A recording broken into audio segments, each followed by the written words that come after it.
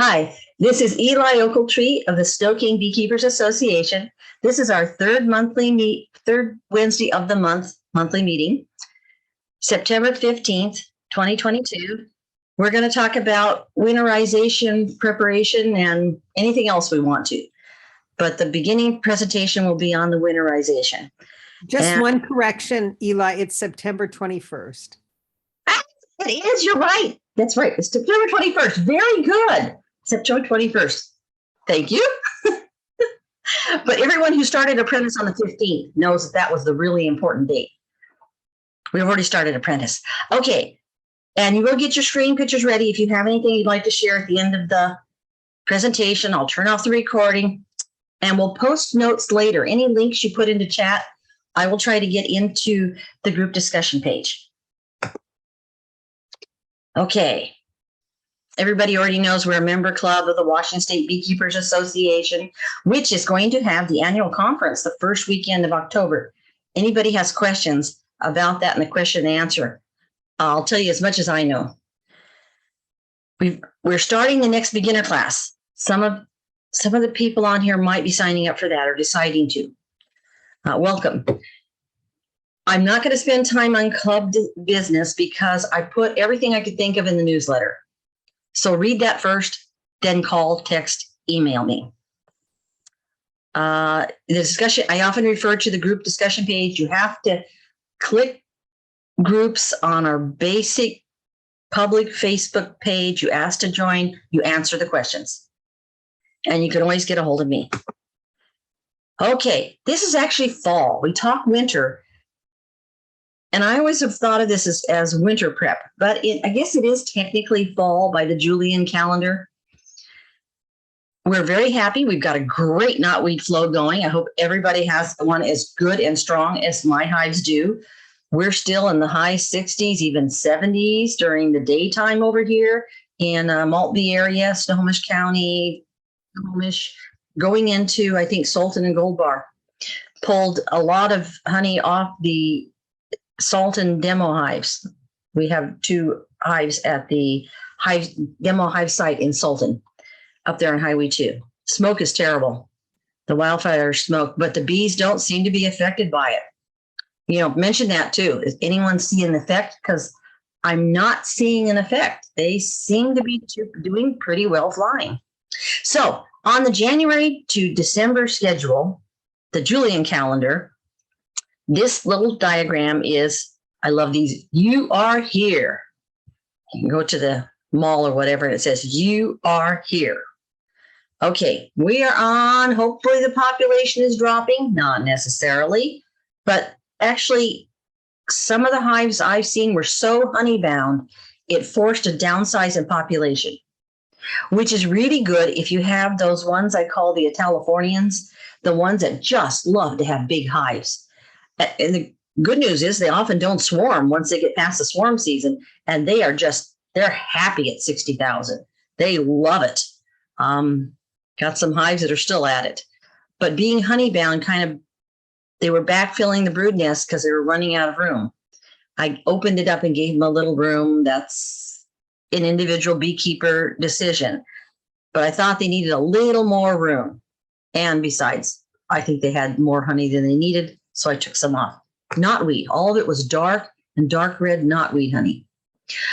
I talked about Varroa. We talked about it last time. If anybody needs help on it, I know. Right now I heard that they're sold out basically any place you're looking for Varroa treatments. In the chat or at questions and answers, you might say if you've got any to share.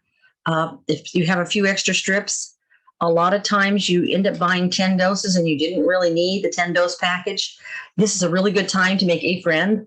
You can also sell them. Anybody, I think at this point, people would not question paying for them.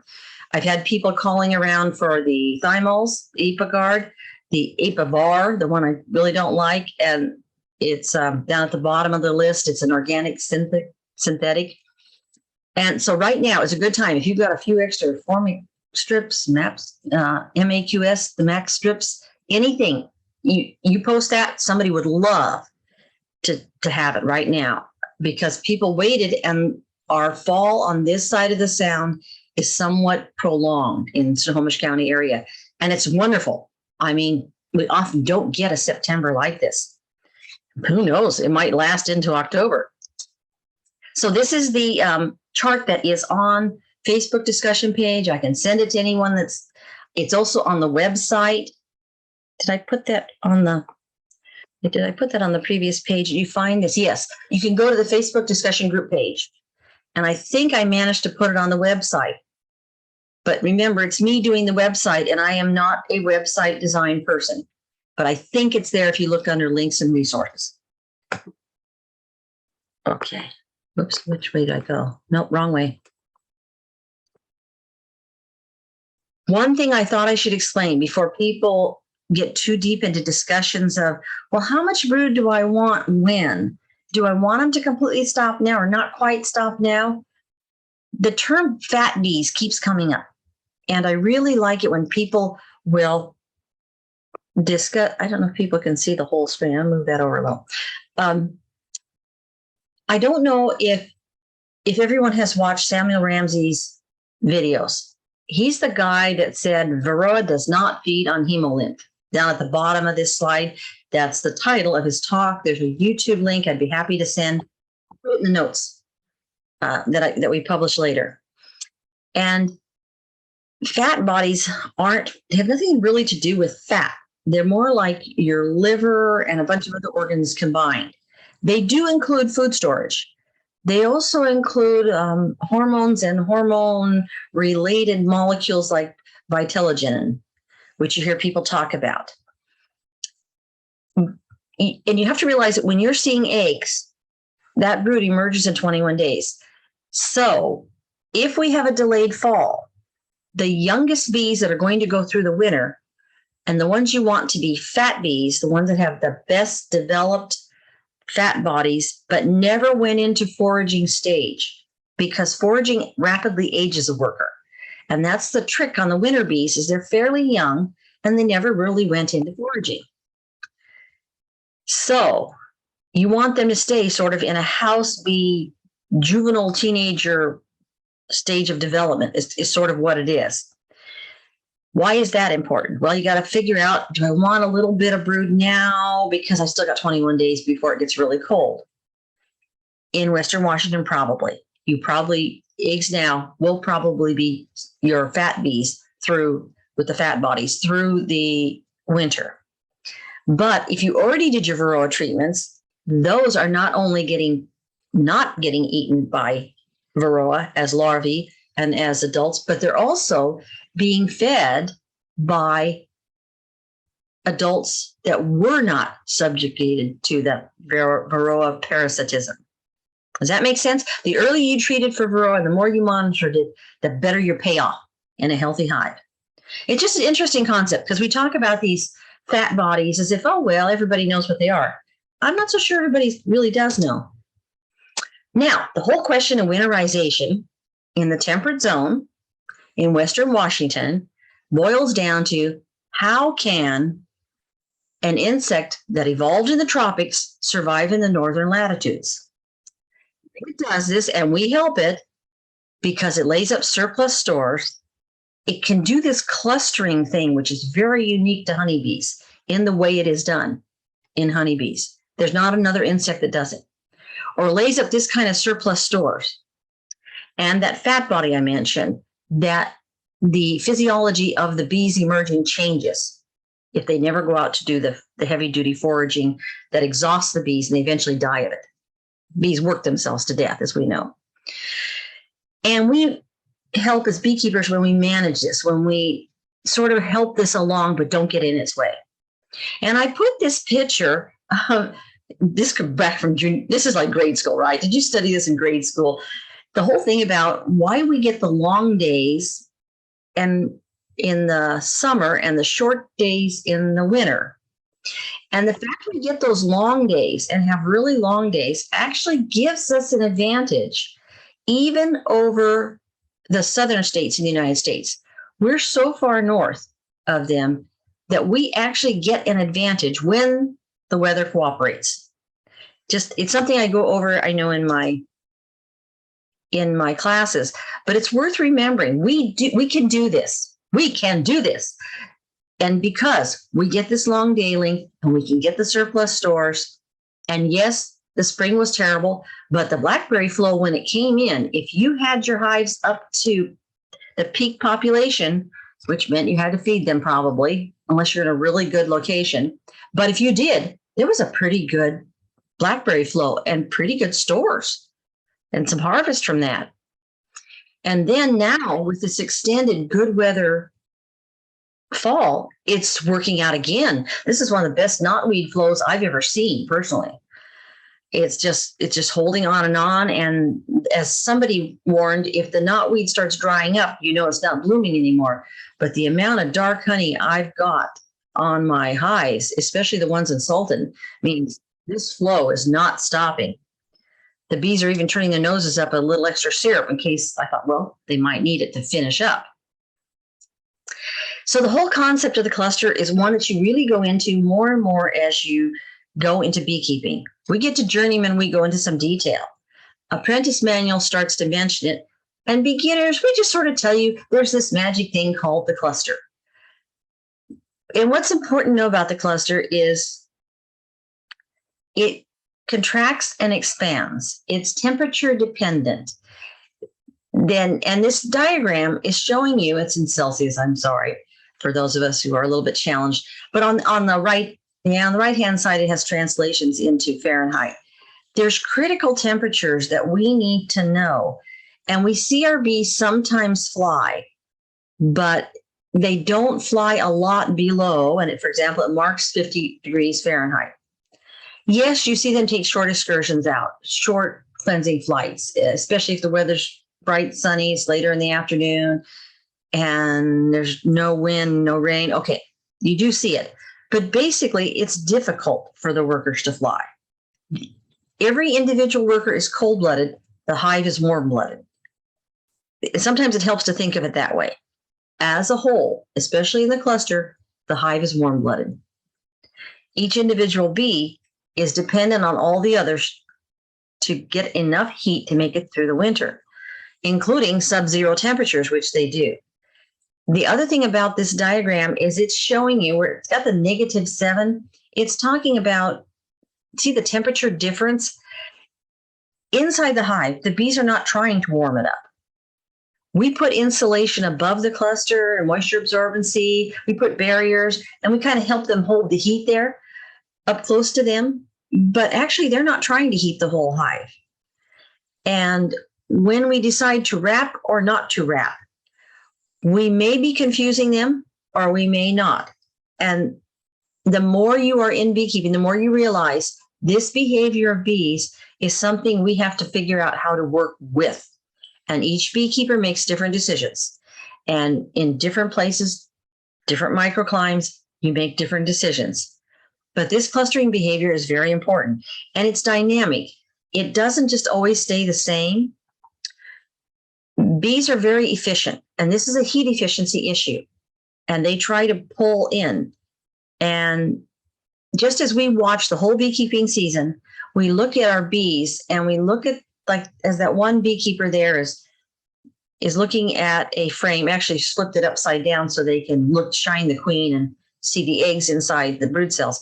But what you're seeing there is a wonderful slice of the sphere, loosely described, that bees always are in and that they're always using to preserve heat efficiency, feeding efficiency, brood to the inside, and then the bee bred in like a shell, looks like a ring on that picture around it, and then the bigger surplus stores.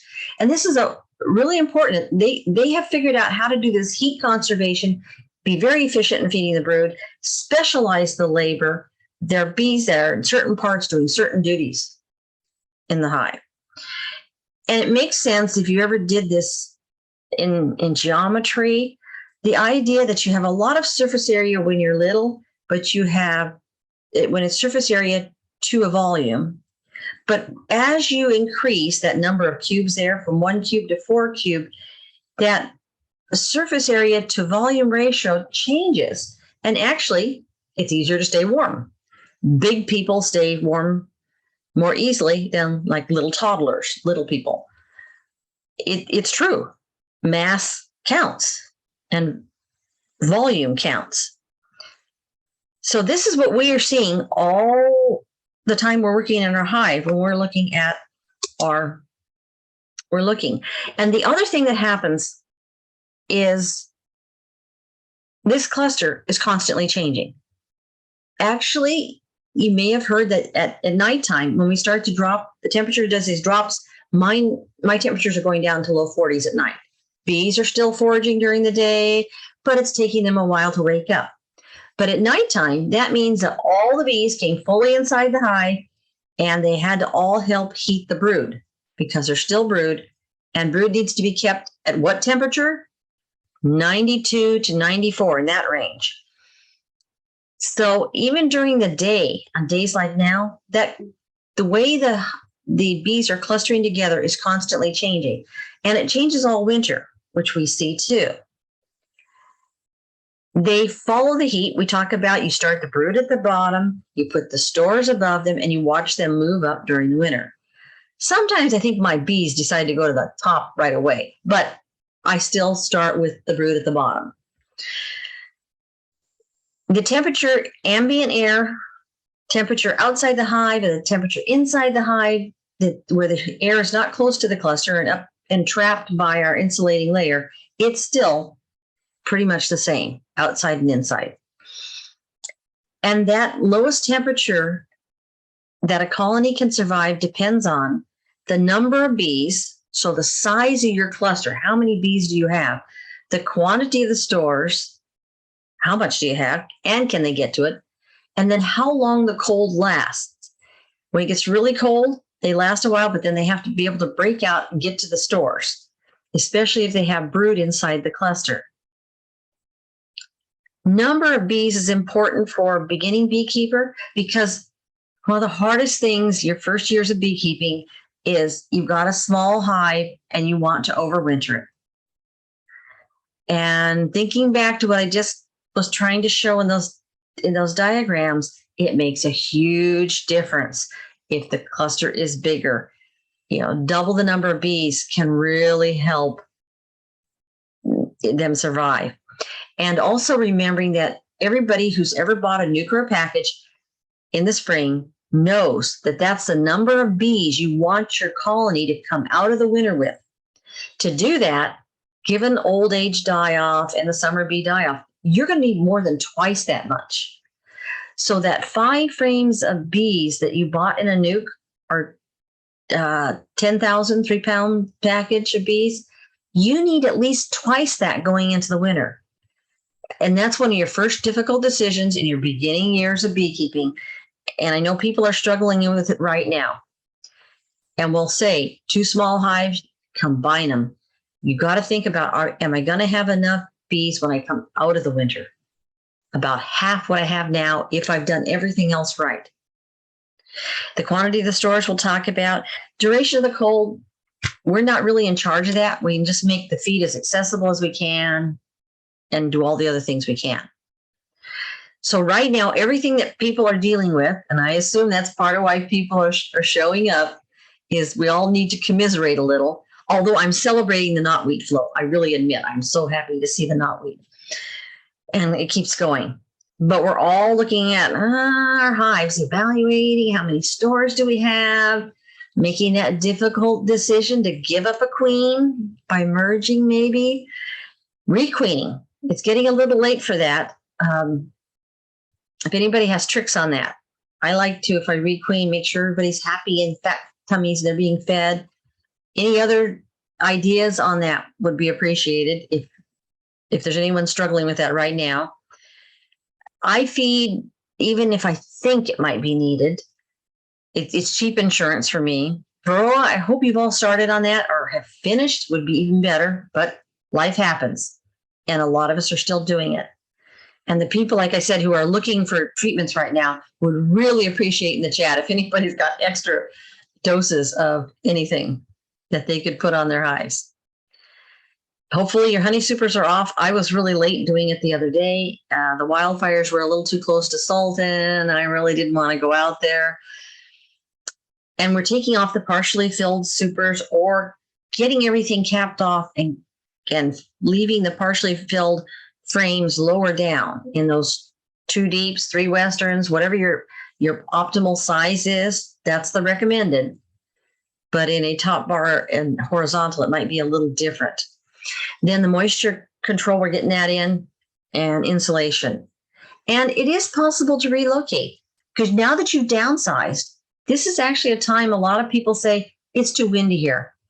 I want to put them on the other side of the shed where they have wind protection or something like that, or move them into a more hours of sun per day during the winter. So that's actually something people are looking at right now too. And there's always the pest threat. Bears, I hope you've got the electric fence up. We're trying strapping at Sultan. We haven't got the electric fence going, and we have that nice picture that we published of the bear cub playing with the beehives. But if Big Mama shows up, we're doomed if we don't have the electric fence up. But we have strapped every way we can, including to the cinder blocks. And I hope your robbing screens are on, everybody. I know that one of my hives survived an attack, but there's a lot of dead bees in front. And even with the robbing screen probably helped it fight it off. That hive is doing pretty well, it looks like. Bald-faced hornets were terrible a week ago. This week, it seems to be the yellow jackets. And there is a reason why they go from, sometimes they're just trying to get to the nectar pollen, but they're still going to cause trouble.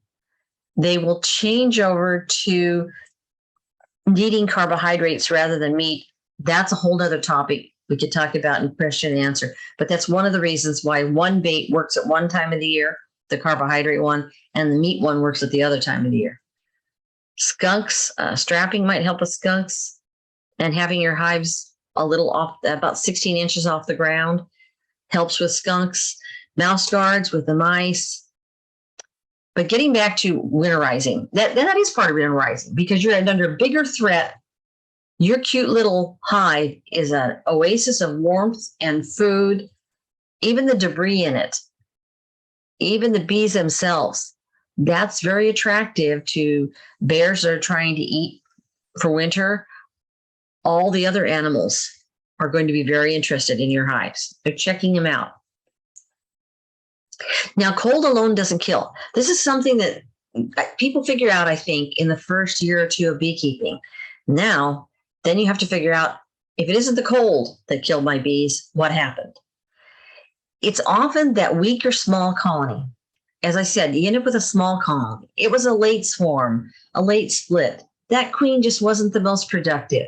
Or you had a rob out event and you lost a good part of your hive.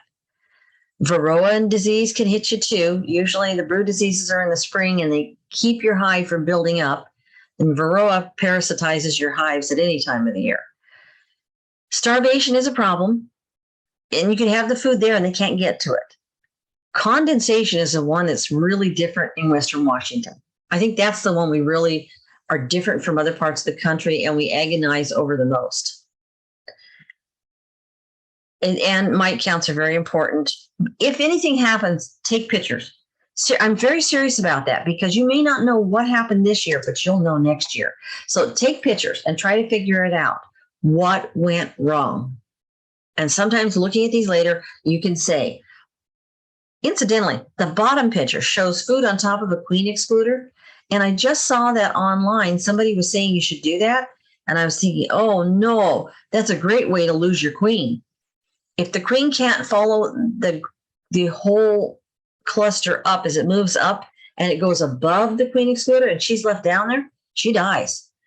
And someone was mentioning doing this trick of you put the feed on the queen excluder. I don't recommend that. I think maybe it would work if you had your hive directly on top of the queen excluder. You just had like ½ an inch. You had your telescoping lid right on top, or the solid insulation right on top, so that the bees could not move to above the queen excluder and leave the queen behind.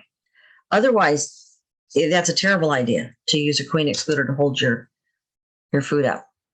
So the basic thing we're going to talk about is breaking down winterization into stages and trying to keep it simple. It shouldn't be hard, but somehow this is the hardest part of being a beekeeper, at least in Western Washington. Before the temperatures drop, as you are going into your hives now, and it might be your last time pretty soon, I can't tell. One of the things is we don't know which week, which day is going to be our last chance to really go in before the weather changes. I think at this point, the forecast is saying we got another week. Before those temperatures do that drop, we have to get all the empty boxes, all the empty frames. If the bees have deserted the bottom box and have moved their whole brood up, if there's empty frames down there, you've got to go and reorganize. Brood to the bottom, stores to top. If you were using a migratory lid, we highly recommend you go to a telescoping lid. The peaked roofs are nice too. Sometimes they're with the telescoping lid underneath. Insulation right under that. And then if you're doing liquid feed, if you put it under top insulation, the bees can use it a little longer. And right now I'm putting 1-to-1 and 2-to-1 out because I can't tell which one my bees will take, especially the hives that I just took some honey off. I want them to finish capping the boxes that I left them, frames of nectar. A strap, a weight on the lid, very good idea for a lot of people. There are freak windstorms that come through. If it's once you put them to bed, maybe this is one of the last things you do is put that cinder block on top and strap the daylights out of them. The robbing screen, the mouse guard, that's something to go on before it freezes. So I'm putting that in stage 1. Now I'm going to go on with 2 more stages, and I'm going to say reverse these stages in the spring. So you've got all this prep work you're doing, you're feeding, you're getting things in order. Then when it drops to freezing at night or gets down there, it's so cold they're not flying. That's when people with solid bottom boards especially raise the back of the hive about 1 inch.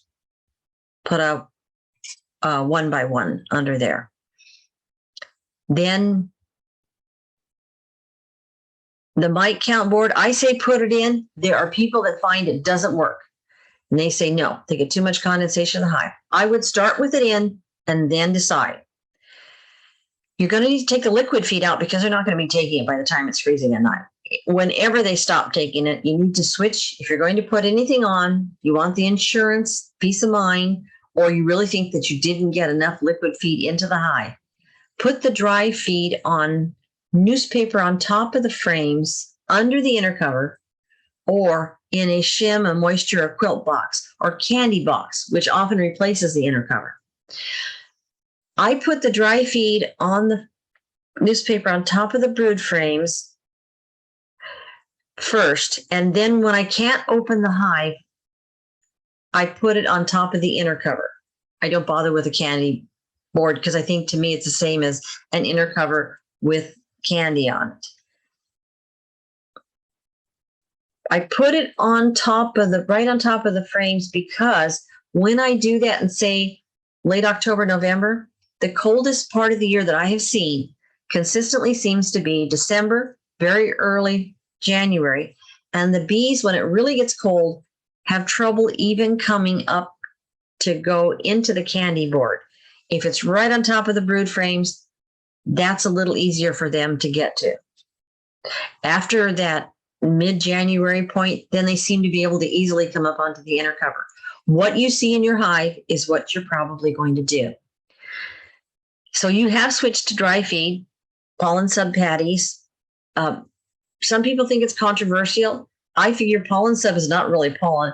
And if my bees don't like it, they crumble it up and drop it down to the slide out board. In which case, they didn't want to eat it and I can't make them eat it. And they didn't need it, quite possibly. They had their own. They had their own bee bread, their own bitter food.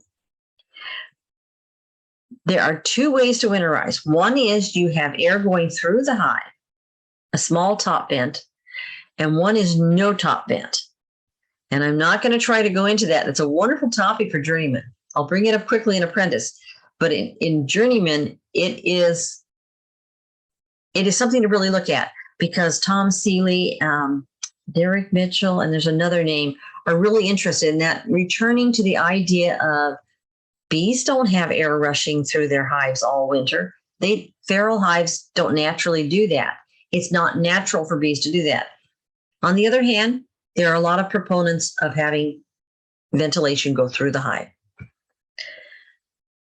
And then the stage 3 is the very end. If you're going to wrap, I recommend you wait until your bees have basically shut down and clustered, and you're on the smallest entrance opening. Why do I say stall it as long as you can? I don't want to fool the bees. I want them to cluster. I want them to eventually stop supporting the queen, raising any more brood. And I'm thinking if you wait until the last minute, and it's something you don't have to go into the hive to do. So if you wait until you feel that they have shut down, hopefully they're in a tight cluster. And later on, there's a really nice diagram of the metabolic rate and why that's so important. This is the idea. There's a question about where to put the dry feed. Do you put it between the boxes or on top of the top box? Top of the brood frames. Yeah, because they should have eaten their way up by the time they get to the dry food. So thinking that if the brood's in the bottom box and then you've got the honey right above, then yeah, they should have eaten their way up. And when they get to the dry feed, if it's still really cold, they won't have to cross the inner cover if you put it right on the frames. After it gets really cold, then usually they run out of that. If they're going to run out of that dry feed, they run out of it about in the middle of January. And I find in my area that works really well. Then I can just sprinkle the sugar around the hole in the inner cover, or in the case of a candy board. If you've already got it in there, then they'll come up and get it. But I find there is a difference between whether it's above or below. And I put the pollen sub patty below the inner cover too. They can't seem to access that until much later if I don't. This we went through in beginner a lot. And this goes back to the whole concept of in the temperate zone, your ideal overwintering volume is 2 10-frame deeps or 3 10-frame westerns, or whatever combination of 8-frame works. So like 2 8-frame deeps might or might not be enough. You might want to leave a little western on top of that with stores. If it was 8-frame westerns, 3 would probably, let's see, would 3 do it? No, I don't think it quite would do it. You'd have to be very sure. You're aiming for this ideal half bees and brood, half stores, and 100 to 120 pounds. And I know this all sounds like facts and figures. So that's why I go back to, if you bought a bee or a package, I had 10,000 bees. I need a deep's worth of bees. A deep's worth of bees has a definition. A frame of bees is 2,000 bees packed. And 10 frames, a 10-frame deep, is 20,000. I need twice as many as I saw when I started in the spring. At least that many, and quite possibly more. But if you don't have that much, that's, to me, is the too small to mess with, unless you have a plan. And advanced beekeepers do interesting things. So I want people to have this visual instead of just these figures, because a lot of people, 100 to 120 pounds doesn't mean anything. But if I say a deep of bees and a deep of stores, then I think that's easier to visualize. If you are deciding, should I leave the stores on or not, and you're closer to being a beginner, I would do it. Better to have excess storage in the spring than have it dead out. And the other thing is, why should you store that honey and then give it back to them as a honey bank, which you could do? Or if they just store it for you all winter, which works out great, in the spring, if you see them taking off and starting to really forage, you can take that honey then, and they stored it for you all winter. It's kind of a win-win situation, I think. So in all this, you are also considering ventilation, that insulation under the outer cover, the telescoping lid, and the above the inner cover. And below any solid insulation, you want to put absorbent material if you're going to use that. And it's just easy, cheap insurance to really do something like this, moisture absorbency. And the moisture absorbency itself is a lot of insulation if you choose just to do that. I like a slab of styrofoam up above, and I've got some pictures coming up that I think will make more sense. You need to support this material so it doesn't fall down on top of the entrance to the inner cover, on top of your candy board or whatever. So 1/8 inch screen or burlap stapled to the bottom of your box or shim. And I have some pictures of shims coming up. People talk about shims, spacers, candy boards, Vivaldi boards. And to me, it's all the same thing. It holds something and it doesn't let it drop down on your inner cover and it lets the bees have some way to come up through the inner cover to another exit entrance if you do that, or helps the air flow through. You're controlling moisture. The bees do the best job, to be truthful, but you're doing it through the top and bottom entrances. If you do have a solid bottom board and not a screen bottom board with a pull-out, tilt the hive slightly, tilt the back of it, raise it up to lower the entrance with the idea that the rain and moisture will run out the bottom or down the sides. Or if condensation did form on the inner cover or outer lid and you didn't have anything else that stopped it from coming down and dripping onto the bees, that alone would force the drops of water, the condensation that's forming on any surfaces to roll forward and down and then out. With solid bottom boards, this gets a lot more important. And I say start with the sticky board, the slide out in, and see if it works that way, or if it doesn't, take it out. So I mentioned the mouse guard already. I'm sorry, these notes are a little bit jumbled, but here's some pictures of, there's the burlap stapled to the bottom of a shim. Strapping is important. Oh, and then right on top of the top layer of brood frames for dry feed. This is kind of an odd picture. I assume that there's something odd about Western Washington or something, because it keeps showing feed without any inner covers. And that's a rather deep pile of granulated sugar. Maybe it's just that they're not showing a moisture shim above that, which I would expect to see. And you're getting your supers and your queen excluders off. With condensation, sudden changes in temperature are going to produce condensation inside the hive. And so wind and weather are important. Honey is an insulator, but if necessary, think about what you're going to do. And some people do relocate. They have a summer location and they have a winter location. Some people just move the bees under the carport or make a rain shelter over it. That gets a little elaborate, especially if the winds are bad.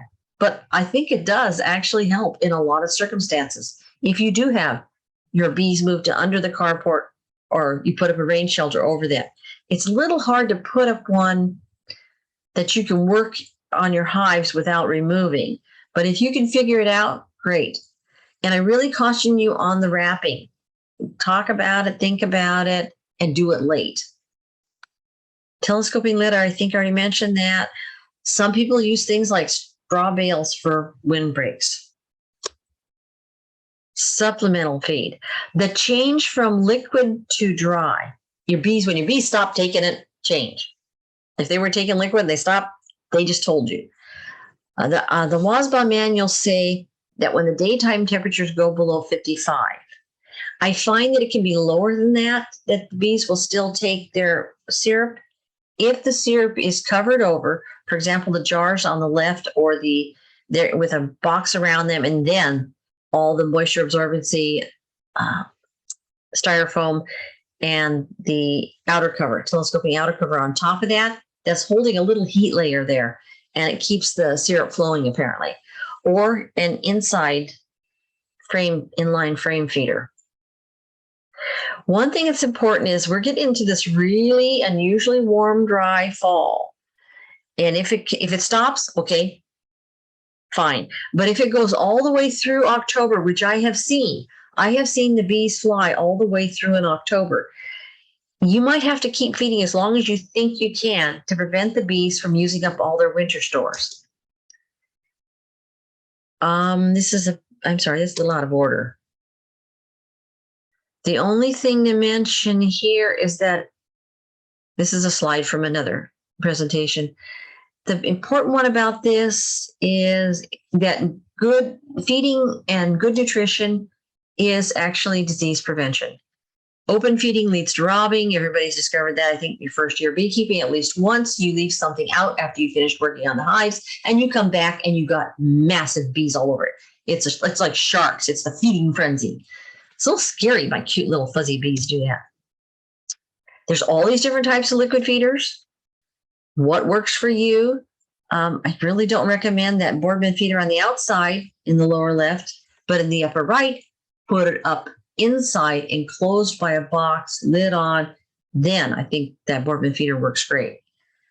There are some low profile hives and horizontals, and just sometimes it's easier to have a low profile feeder, and those round ones work pretty well. Whatever you do, it has to work for you and for your situation. It has to be accessible. You have to be able to monitor it.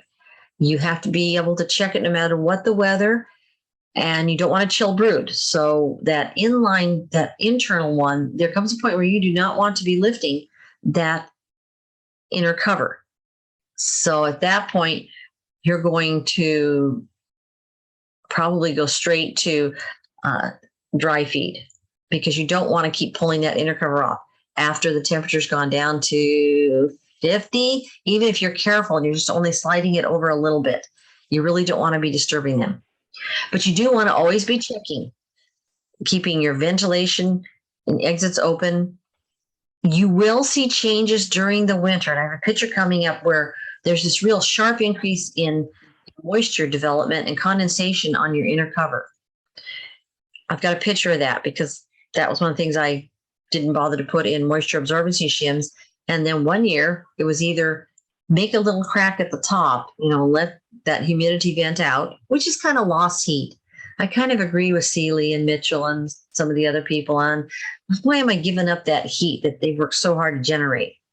But I'll show you a picture where you can see a ring of moisture on my insulation, enclosed. And what you do may be different. Commercials interested in low cost, low labor, do every hive the same. These, if you're a hobbyist or you only have a few, then hives, then we're more interested in personalizing what we do. Winterization goals. So we've already talked about you have to have enough bees.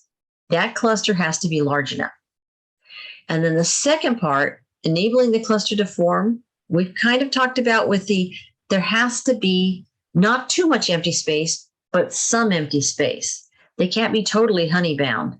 And oh my goodness, when I went to look at two of my hives, they had gone to the honey bound point. The queen was there, she's doing fine, but they had started backfilling everything in the brood nest. And just want to give a couple of frames in there.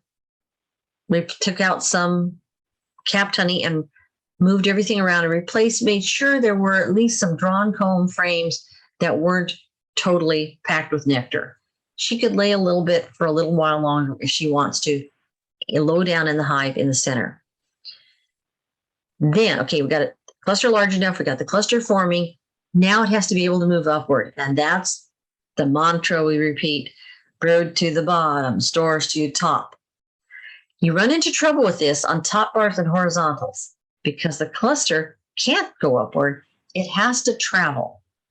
The important thing about that is you need to think that out, and I'd be happy to talk with you about it. You've got to figure out how you can kind of put the brood to one side, which in horizontals, I have seen the hive sort of naturally put the brood more toward the entrance, put some stores of honey there, and then have brood mixed with honey, and then have honeycomb over on the other end away from the small entrance.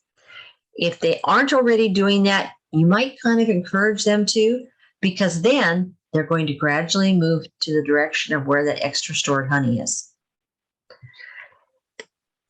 We talked a little bit already about wind and rain protection and preventing condensation. And this is really what you're doing. Enough bees forming a cluster that will move upward, that is enough protected from the wind and rain that they haven't got that extra stress, and the condensation is forming on the sides, not dripping down on them. You've probably heard a wet bee is a dead bee. And until you can no longer feed them, somehow get an access to a feeder or to be able to check the feed. Kind of covered this already, that you have to merge colonies when you have to. Need any help on that? The newspaper merge is the most common. Most people can't bring themselves in the first year or two to decide one queen is better and pinch it or place it over in a reserve nuke until you make sure that the queen you think is the best. Most people go for okay, I'll merge with the newspaper and I'll just let the two queens duke it out. But if you know one is better, I know it's hard, but it's really something you ought to do. It's tough love, okay? You're going to help that hive. So the newspaper merge, here's picture, and you put the strongest colony, which is usually the biggest brood nest, the queen's laying great, put that on the bottom, put the newspaper, then put the other hive on top. Sometimes it's queenless, and that's why you end up with like this one box on the bottom, and that's the one with the queen, and the others have lost their queen. But that's the stronger, even though it's smaller in numbers, it's still stronger because she's laying and she's emitting the correct pheromones. So here's a nice diagram. Beekeeper's Handbook, of course, one of my favorite places I steal black and white handbook illustrations from. I'm going to break this rule about having a big enough cluster this year. So I'll let you know how it goes in the spring. I want to try overwintering nukes. And there's this publication there's a coalition of beekeeping research organizations put out a bunch of bulletins and publications that start with PNW, Pacific Northwest. And there's a description of how to do this. And why am I doing this? Here I am. There are 3 rows, and then there's a bunch of loosely stacked equipment. The loosely stacked equipment, if you look at it, is a system of divided 10 frames and nukes. We did this queen rearing workshop. Now we have the queens, and it was a proof of concept. I described it in the newsletter. Try not to cover what's already in the newsletter, and you can go read. But we're up to this point. Okay, now we have these extra queens, and the concept is if you could overwinter them. When you lose a queen, something goes wrong with a hive in February, March, where are you going to get a queen from?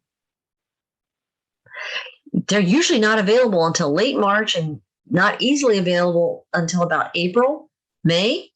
If you want an extra queen in reserve, wouldn't that be the most stress relieving thing as a beekeeper if you just knew you could have an extra queen when you needed one, especially early in the spring? So after doing this queen rearing workshop, we have, I think it's 9 of those hives are actually a queen. All of them are proven, good compact pattern, going to town, young queens. We did it a month late, so it's going to be a little tricky getting them through the winter. We're going to do it in double nukes. And this is what I wanted to try anyway. Less real estate, and the equipment would take up less space. It's somewhat specialized. These are 4-frame nukes, 2 4-frames on top of a 10-frame. The 10-frame is divided. It's called I think it's called a support hive. It's in Man Lake and Dayton. They both have these, where the intention is to have 2 separate entrances. It's a bottom board that's split with this split entrance, and one goes out the front, one goes out the back, and you keep these 2 queens separate. However, you're really not doing 2 small hives in terms of heat and clustering, because they will cluster on the inner wall that they share. You make sure those queens don't get to each other, or you will have only 1 queen, right? There can be only 1. We're trying this out. I'll check back with you, give you an update on how it works. I've already found you have to be very careful that that's a tight seal, or you only have 1 queen, where you had to. So anything I didn't cover? removing the queen excluder, taking off all the excess. Oh, why are there excess frames and boxes? Why do you have to go all the way down into your bottom box? And some people don't. And they're kind of surprised when the bees don't overwinter. You have to go all the way down because maybe you put an extra box on before you needed it. Over supering. Every time you had capped brood, I recommend you add 2 frames for every frame of capped brood if you don't want them swarming. Chimneying. Some queens only use, out of 10 frames, they'll use the middle 8, sometimes even the middle 6, and follow the heat up. That particularly happened in the cold, wet spring we just had. You have empty honey supers. Maybe you put them back on, hoping they'd refill them, and it's not going to happen. Maybe they backfilled the brood nest at one point, and you had to give them more frames. Those 2 frames of nectar. Oops, I'm sorry. Somebody's got their. Okay. There, thanks. Oh, that was me. Yeah, that's fine. Thanks. I saw you already muted. The backfilled brood nest, and you added more frames. The 2 frames of nectar got reduced down to 1 frame of honey. If you take my classes, I'm always doing this. Add 2 frames for every frame of capped brood. 2 frames of nectar will downsize to 1 frame of honey. Plus, they may have eaten it and never actually capped it. The brood nest size has gone down. So you're getting a lot of empty frames. The population is going down, and you want them kind of nice and compact. You don't want a lot of excess space because those wasps, those mice are trying to sneak in. And if I didn't say it today, vespids, wasps and hornets, actually fly at cooler temperatures than honeybees, about 10 degrees. So as our temperature drops, if there's too much extra space in that bottom or near the entrance or around the sides, doggone, those little stinkers can get in there. And I'm very happy smashing the daylights out of them like I did the other day when I had the hive open. If it's too bad, I'm sure a lot of us have had to just walk away, just close everything up and come back later because there's so many yellow jackets or bald-faced hornets trying to get in there. But I do feel good every time I get one with my hive tool. I'm getting really good at smashing them with my thumb too. The cluster moving up, stacking order. People often ask for this, so I'm putting it in. And if you don't do it exactly this way, this is great for the question and answers again. There's a stacking order. So I put it here. I did it, let's see, kind of top down. Straps and weights and on top of your inner cover and your outer cover. I'm sorry. Straps and weights on top of your outer cover. Then I use styrofoam, then moisture absorbency, small top band. I usually do a small top band, mainly because I find I need it in late January. And then your feeder, and that can be called a candy board, a feeder, it's called a bunch of things. It's where your feed is. That's above the inner cover. And then you might have dry feed on top of that inner cover in that shim. Fondant is usually considered a dry feed. And then, or you might have put some right under the inner cover like I do going into December, January. I really like to have a little bit under there. And your pollen patty goes under. Then your standard size, your minimum size that works well in a temperate zone. The 2 deeps, the 3 westerns. Your mouse guard, I should have put robbing screen. More important than entrance reducers because those wasps and hornets are still flying. Even though the bees aren't, and you're not going to get robbed by another hive, probably. Although a stronger hive might be more active later in the fall and might be more active early in the spring. So that's actually another reason to leave the robbing screens on. If your robbing screens are metal mesh, that will probably work as a mouse guard.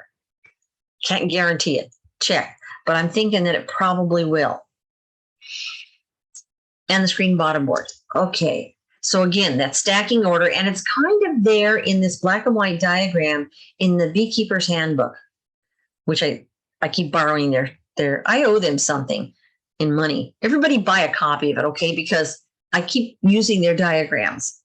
But there it is showing concrete block on top, the outer cover, insulation. See, they do it like me. Styrofoam insulation, wood chips, a winter feeder, shim, Vivaldi board, whatever you call it.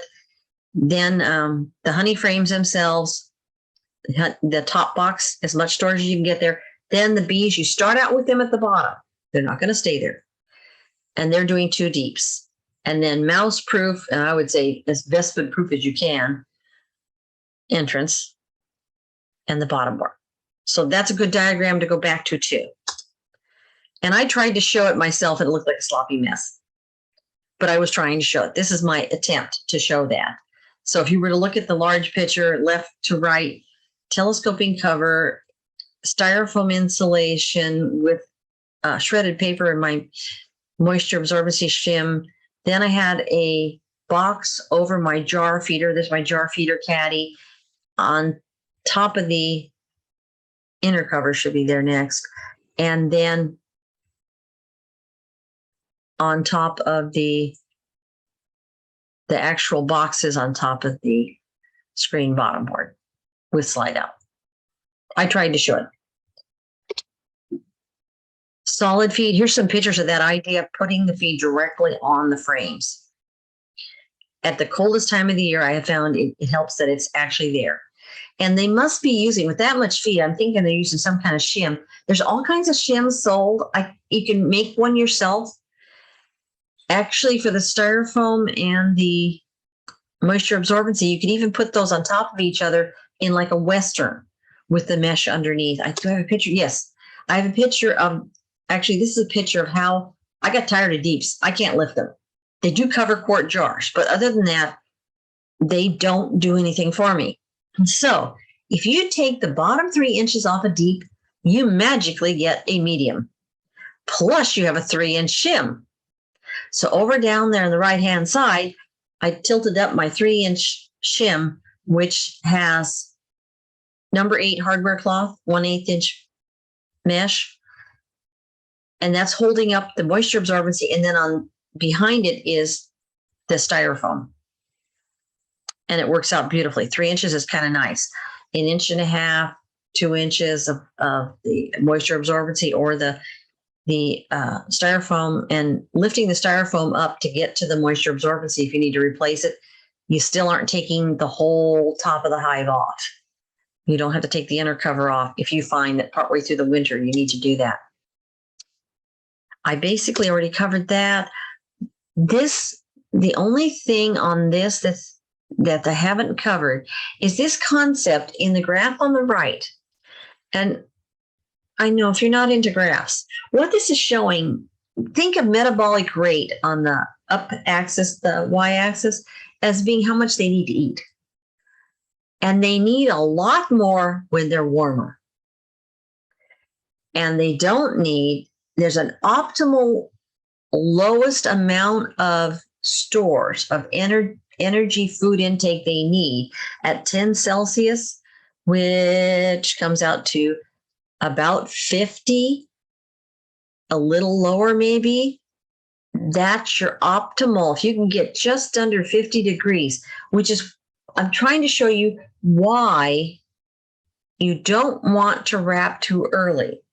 You would like the temperature outside to definitely be 50 or a little lower, and actually lower than that before you wrap. Because look at how little they're using in feed stores compared to when you get up to 20 and past, when they're getting up like where they are right now. And if it were raining right now, they would still be using that high amount of stores, that super peak there on the graph. And that's the problem that we run into here in Western Washington. It's rainy and they can't go out. It's cool, but it's mainly not down to a constant 50. It's always coming up. And even 50, they're right on the edge of changing into the using a lot of stores. You can keep them under 50. If the temperature stays under consistently, they use less. And that helps you get them through the winter and helps them get through the winter. Temperatures inside the hive and outside the hive, they can maintain, don't worry about the cold. This diagram is a don't worry about the cold. And again, I think they put it in Celsius. Yeah, I'm sure this is in Celsius again. The top blue line is the cluster edge, just the outside of a cluster of bees. Even when you look at the spikes down, the up and down below, I assume Julian date is the number of day in the year up to 365. So I assume this is February is what we're looking at. And it's just showing you that they can keep things very consistent. And when you look at the red line at the top, the bees are holding even temperature in the center of the cluster, varying some on the cluster edge, but nothing like the variation on that bottom line, what's happening in ambient temperature. I thought this was a wonderful illustration of what you may already know is going on. Moving. If you need to borrow one of these carriers, for example, I have one. On the right-hand side, it shows 2 people. It is that easy. This is easy to pick up, even for wusses like me. I can put 2 deeps together, get it all strapped. I use more straps than that, though. I also run my straps under the lid as well as over the lid because the lids tend to slip. Bees tend to get out while you're trying to move them. But if you ever need to borrow one of those, and wrapping, I did use Reflectix when I had my bees in a windier location than they are now. This is a wonderful condensation picture. I got it from blogspot.com. I don't know if that's the original. It's probably not the original author. But it's a good portrayal. I'm leaving it in the recording because there's not a lot of time to talk about any of these topics. Could be a whole hour, right? We could talk a whole hour about just condensation and the way air moves and ventilation in the hive and such. But I want other people to get a chance to talk. This is just repeating what I said before. But again, I like the Beekeeping Handbook's picture of bee space, which is part of what we need to let the bees have space, let air move inside the hive, and they move it. And actually, even with their natural heat rising, they are moving heat through the hive all the time. And they're doing it 24/7. So look at that diagram if you have time. And there are 2 ways to ventilate. So it's an interesting thing for people to discuss. Do you top vent, or you've just said, no, we're going back to what Seeley and Mitchell and a lot of people with the feral hive model are saying it isn't natural. The picture at the top right is the one I promised I would show. In late January, I think there's still snow on the ground out there. The bees have brooded up. They have decided to do that because the December 21st solstice has passed, shortest day of the year. They responded to it, which seems illogical to me because it's still cold outside. How do they know? They're inside of a dark hive. I still don't understand that, but they do it. And the broodminder data shows it. That's a ring of wetness on my styrofoam. I didn't have moisture absorbency that year. I don't even think I'd heard of moisture absorbance shims at that point. If I had, I hadn't realized they were of any importance. Didn't have a moisture problem until late January. So check, check, check. 5-second checks can save your hive. I mean, maybe that would have been too much. And at that point, it's getting warm enough. They will come up for the sugar. They probably would not come up for that pollen patty, but I was afraid to go down under the inner cover. And I just propped it up quickly so I could get that picture of that moisture ring. And if you want to talk top bars and Valkyries, that's good too. Okay, winding up here.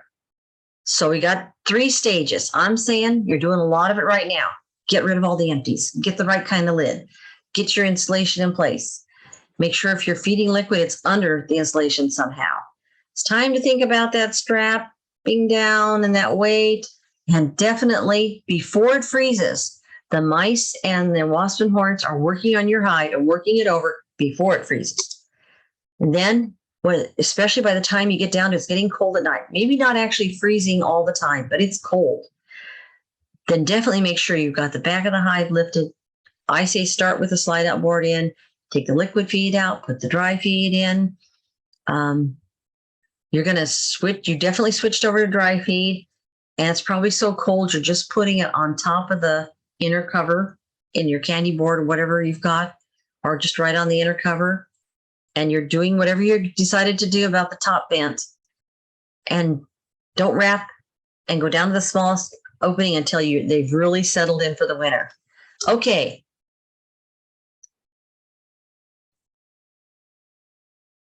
Pretty much that's just recommendations there. Starting in August is when you're really supposed to start. And every year you do this, something will happen, and yet it's hard to get it done. on time. And especially after a fall like we're having now, where you've got some weeks grace period here, it's going to be harder next year to say, I've got to do it earlier. But try not to procrastinate. The overwintering a week hive, everybody tries it, and I think we all fail. Condensation, starvation, all those issues are far more dangerous than the cold. And if we have a warm winter, don't be surprised. They're more active, and everybody's going, ooh, they're flying. Isn't that wonderful? No, it's not. They're eating up all their stores. So everybody else is going, oh, isn't that wonderful? Look at that. They're going out and getting pollen baskets. Isn't that cute? Yes, it is. And they're pretty. And I love to watch them. But they're also eating up all their nectar stores because there isn't a nectar flow in this area. Not really a nectar flow until the maple. Really. There's a little bit, but nothing that's going to feed a whole hive, a whole colony. They're eating up their stores if they're moving. And you got to watch your entrances, cleaning them out. And I would pick up or seal your dead outs right away, salvage the honey, salvage your drawn comb. Oh, and watch out for wax moths. This one, they drive me nuts. I'm down to the bug light. I love the bug light zapper. Put it on the timer and it comes on for an hour after dark. It's never going to bother your bees. And zap those little buggers. Okay, I talked through that. Let me stop the recording. And we can get into the important part, which is other people talking.